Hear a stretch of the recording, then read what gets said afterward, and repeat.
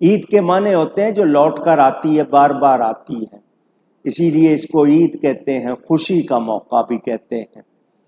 ہمیں عید ملی تو کیا ہم واقعی عید منانے کے لائق ہیں؟ کیا ہم نے رب کو راضی کیا ہے؟ کیا واقعی یہ ہمارے لیے یوم انعام ہے؟ یہ مجھے اور آپ کو سوچنا ہوگا۔ آئیے آپ کو ایک دو خوشخبریاں بھی سنا دوں۔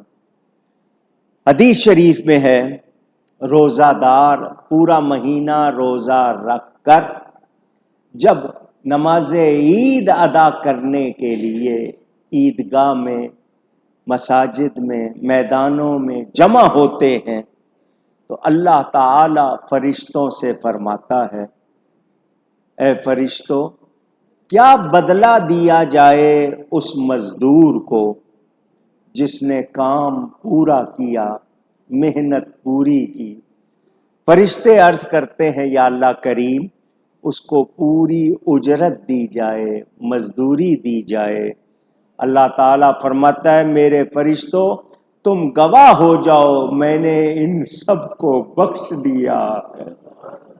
یہ بخشش، کرم اللہ کی طرف سے، جو عربی الفاظ آپ کو میں نے نہیں سنائے، یا ملائکتی ما جزاء الاجیر، یہ اللہ تعالی فرشتوں سے فرما رہا ہے۔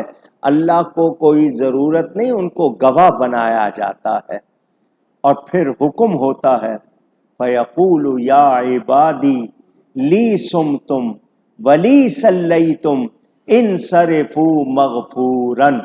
یہ عربی الفاظ سنے آپ نے، اب آپ ترجمہ سنیں محبت سے۔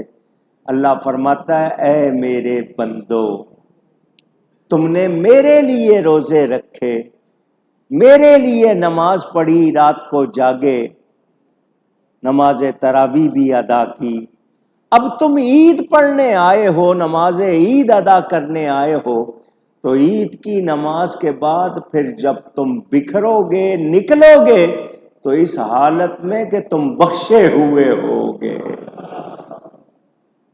یہ اللہ تعالی کی طرف سے اعلان کرنے والے فرشتے گلیوں، سڑکوں، راستوں پر کھڑے ہوئے ہیں، آپ کو نظر نہیں آ رہے، مگر وہ پکار رہے ہیں، یا امت محمد اخرجوا الی رب کریم یعطی الجزیل ویغفر الذنوب العظیم۔ یہ فرشتے ندا کر رہے ہیں، اے لوگو، اے نبی پاک صلی اللہ علیہ وسلم کے امتیوں، نکلو اپنے کریم رب کی طرف، وہ تمہیں بہت جزا دے گا اور تمہارے گناہوں کو بخش دے گا۔ یہ فرشتے صدا لگا رہے ہیں اور اللہ کی طرف سے اعلان ہو رہا ہے، روزہ رکھ کر پورا مہینہ عیدگاہوں میں ستھرے ہو کر جمع ہونے والوں، سنو، اپنے رب سے مانگو جو چاہو، اپنے رب سے مانگو جو چاہو، وہ تمہاری ہر حاجت پوری کرے گا جائز، اور تمہارے ہر سوال کو پورا کرے گا، تمہارے گناہوں کو بخشے گا، اور تم جب عید پڑھ کے جاؤ گے تو بخشے ہوئے جاؤ گے۔ کتنی بڑی خوشخبری ہے ہم سب کے لیے اگر ہم سوچیں۔